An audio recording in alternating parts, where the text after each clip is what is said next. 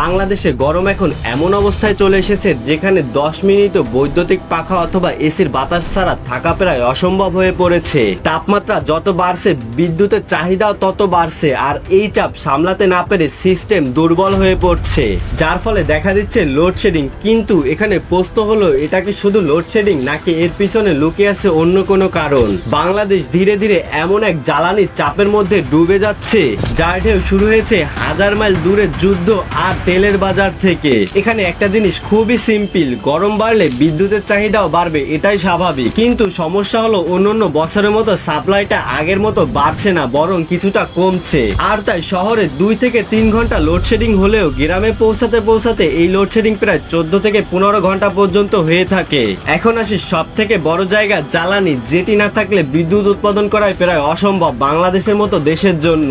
যদিও বাংলাদেশে পেট্রোল অক্টেল নিজেরাই উৎপাদন করে থাকি, তবুও ইরানকে ঘিরে মধ্যপ্রাচ্যের সংঘাতের কারণে বিশ্ববাজারে তেলের দাম বাড়ছে হুড়হুড় করে, যার ফলে বাংলাদেশেও এই তেলের সংকট দেখা দিচ্ছে। শিপিং খরচ বেড়েছে আর সরবরাহেরও টালমাটাল অবস্থা, আর সেই চাপ সরাসরি এসে পড়ছে বাংলাদেশে। বাংলাদেশের সরকার ইতিমধ্যে ফুয়েলের প্রাইস প্রায় 10 থেকে 15% বৃদ্ধি করেছে। রয়টার্সের তথ্য মতে বাংলাদেশ ইতিমধ্যে $2 বিলিয়ন বেশি বিদেশি অর্থায়নের খোঁজ করছে। আর মার্চের প্যানিক ব্যাংক সামলাতে জ্বালানি রেশিং বাইংও চালু করা হয়েছে। বাংলাদেশের অনেক পাওয়ার প্ল্যান্ট ডিজেল, গ্যাস আর কয়লার উপর নির্ভরশীল, কিন্তু ফুয়েল যখন সময় মতো আসে না আর দাম যখন বেড়ে যায় আর ফরেন এক্সচেঞ্জের প্রেসারও যখন বাড়ে, তখন পাওয়ার প্ল্যান্টও পুরোপুরিভাবে চালানো সম্ভব হয় না। রয়টার্সের তথ্য অনুসারে বাংলাদেশে প্রায় 95% এনার্জি নিড আমদানির উপর নির্ভরশীল। আর বিপিসি বলছে তারা কিছু রিফাইন্ড অয়েল লোকাল সোর্স থেকে নিয়ে থাকে, কিন্তু এখন একটা বড় অংশ